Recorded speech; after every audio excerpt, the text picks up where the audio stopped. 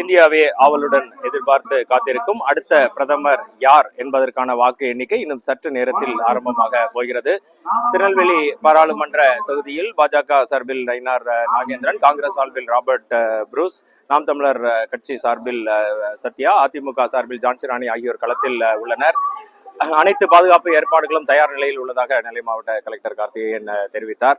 வாக்கு முகவர்கள் அனைவரும் தற்போது வாக்கு எண்ணும் மையமான திருநெல்வேலி அரசு பொறியியல் கல்லூரிக்கு உள்ளே வந்து கொண்டிருக்கின்றனர். பாதுகாப்பு ஏற்பாடுகள் மிகவும் பலப்படுத்தப்பட்டிருக்கிறது. 8 மணிக்கு முதலாக தபால் வாக்குகள் எண்ணும் பணி முதலாக ஆரம்பிக்கும். பின்னர் 8:30 மணிக்கு மின்னணு வாக்குகள் சீல் அகற்றப்பட்டு அதனுடைய வாக்குகள் எண்ணப்படும் என தகவல் வெளியாகி உள்ளது. எது எப்படி இருந்தாலும் ஒரு 11 மணி வாக்கில் முன்னணி நிலவரங்கள் தெரிய ஆரம்பிக்கும் என தெரிகிறது.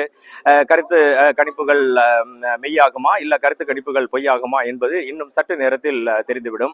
சத்தியம் செய்திகளுக்காக திருநெல்வேலியில் இருந்து செய்தியாளர் வனராஜ் சங்கர்.